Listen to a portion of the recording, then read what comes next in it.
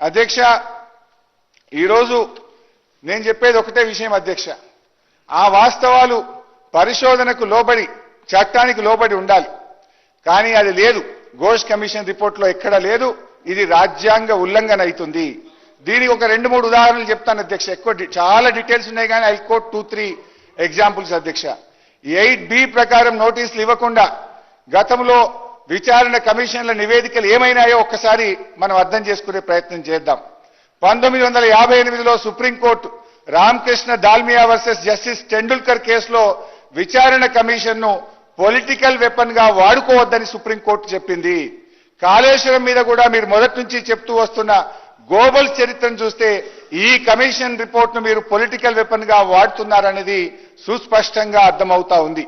ఇదే కేసులో సుప్రీంకోర్టు ఏం చెప్పిందంటే విచారణ కమిషన్ అయినా విచారణ సందర్భంలో 1952 చట్టాన్ని మీరకూడదు, చట్టం పరిధిలో నిష్పాక్షికంగా విచారణ జరపాలని కుండబద్దలు కొట్టినట్టు సుప్రీంకోర్టు చెప్పింది.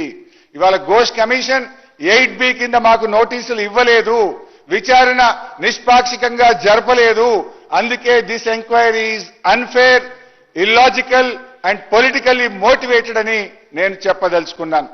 అదేవిధంగా Kiran Bedi versus committee of enquiry 1989లో Kiran Bedi versus committee of ఎంక్వైరీలో 8B కింద నోటీసులు ఇవ్వకుండా విచారణ చేస్తే ఆ రోజు కోర్టు ఏం చెప్పిందంటే this report should be null and void, it is illegal and it must be ignored అని ఎవరు చెప్పిండ్రు?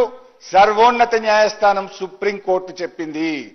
ఈ రిపోర్టు చెల్లదు, ఈ రిపోర్టు న్యాయబద్ధం కాదు, ఈ రిపోర్టు లెక్కకు రాదు అని సుప్రీంకోర్టే కుండబద్దలు కొట్టినట్టు చెప్పింది.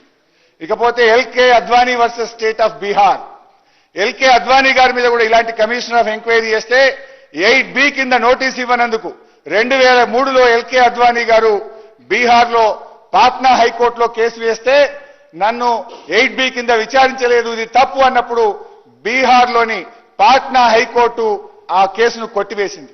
అప్పుడు బీహార్ రాష్ట్రం సుప్రీంకోర్టుకు అప్పీల్ పోతే సుప్రీంకోర్టు కూడా 8B కింద నోటీసులు ఇవ్వకపోతే ఈ ఎంక్వైరీ రిపోర్ట్ చెల్లదు అని చెప్పి సుప్రీంకోర్టు కూడా కొట్టివేసిన విషయాన్ని గుర్తు చేస్తున్నాను.